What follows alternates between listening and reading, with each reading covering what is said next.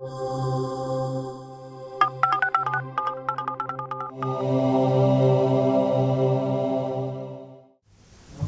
the next question has to do with understanding the local association.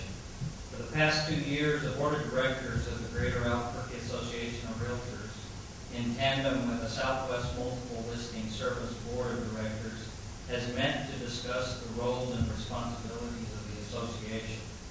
The strategic plan for 2009 to 2011 was developed to guide the association work. Discuss the goals and their impact on the association's strategic plan. Ken, Thank you, Steve. The strategic plan, which through the years, I've worked on many strategic plans. The one we have in place now is very good, very strong. And the two goals that this association has now is, one, that the association provide all the tools available, all the tools to make your job better. That's a key goal.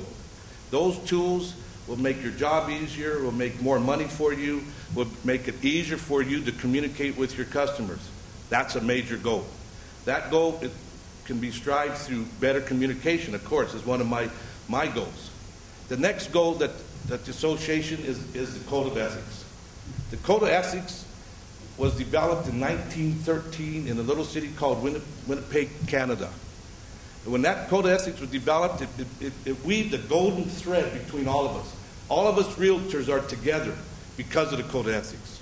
So our organization, the realtors, we as a group need to adhere to the Code of Ethics, and by doing so, we communicate with each other, and I think that will develop a good organization that we all can be proud of. Thank you. Peter?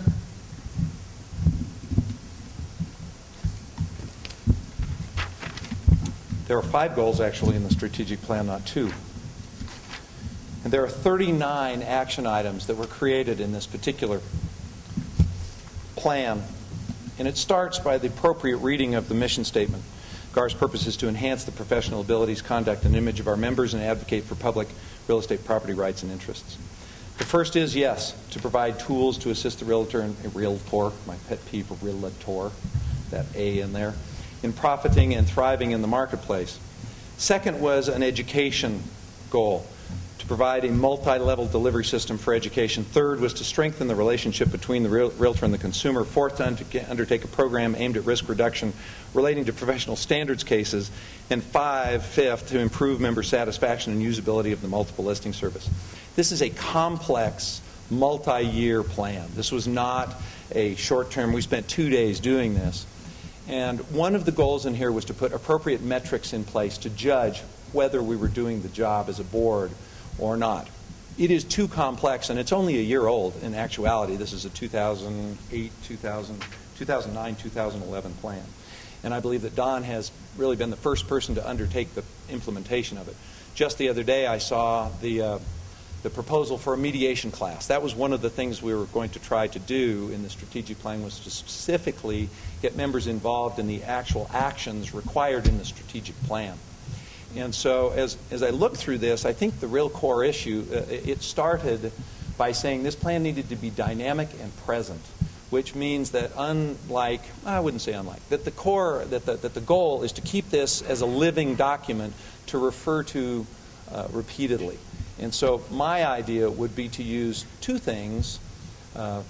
First of all, the mission statement is really the driver. That is the ultimate timeless statement of the long-term purpose of Gaar. And the strategic plan is a moving document that reflects what needs to be done, and I will adhere to that. Thank you, Peter. The third question has to do with consumers. Consumers are critical industry stakeholders. What are the roles and responsibility of the association to provide an independent and trusted source of information and data to the consumer? Peter? The first and primary role that I believe is the board is to provide information that is valuable for the consumer in making decisions about how to respond in the marketplace, why to use a realtor. And so the first job of the realtor of the board is to enhance the image of the industry at large, so that a consumer, if given a choice to use a realtor or a non-realtor, because it's important to remember that in New Mexico, about 35% of the brokers are not realtors. And while we are unsensitive to that in Albuquerque, because most of us are realtors, the board's job is to make sure that the consumer understands the value of using a realtor rather than a non-realtor. And so how does it do that? And it specifically does that by giving it things that an individual brokerage cannot give it. And that is, number one, help with private property rights. I believe that our job is critical right now with political issues. The three challenges that realtors today have to deal with have largely been brought about by legislation. If anybody in here has not had an appraisal issue in the last month, would you please stand up and share that, because I'd love to meet you. HVCC, the Mortgage Brokerage Act, the property tax issue, which has just really been a challenge for new home, for buyers who have purchased and have a 400% increase. Our efforts need to be felt so that the consumer says, I need to keep this organization vibrant, because if they feel that our job and what we do as an organization benefits them directly, they will then continue to seek out a realtor rather than a non-realtor. That's the external customer. The internal customer, that would be us, also has to feel the same value, that because I belong to this organization, I get values that I would not otherwise have if I chose to go on my own. And so as long as the association provides those irreplaceable and non-duplicatable services, we will prosper. You guys are probably thinking I'm crazy to even calling this debate when having somebody like Peter on the other side. So what he's saying is all correct. What he's saying is good. You know, it has changed. You remember back in the old days it was buyer beware? That no longer applies. So the communication that we have to our consumers is very important. And that is only done through proper education. I feel one of the goals our board needs to take on is good education. Education needs to be for our members, and education needs to be for the public. We have to keep everybody educated, knowing what like the global market. Right now we have a problem, people thinking it's not a good time to buy, not a good time to sell, because the media kind of changes what really is happening in our market. So the consumer is a valuable part, but you're the valuable part. You are educated. We as realtors need to educate each other, keep this education, take it to the consumers so they understand that the right time to buy is now, or the right time to sell is correct. It's going to be us realtors that will save this economy that we're in right now. I remember I was in the business Black September of '79. His dad was in business then. And that's when interest rates went from 12% to 21%. 12% was bad enough, but believe 21%. What saved that market? What saved that market was the realtors and the buildings and the builders.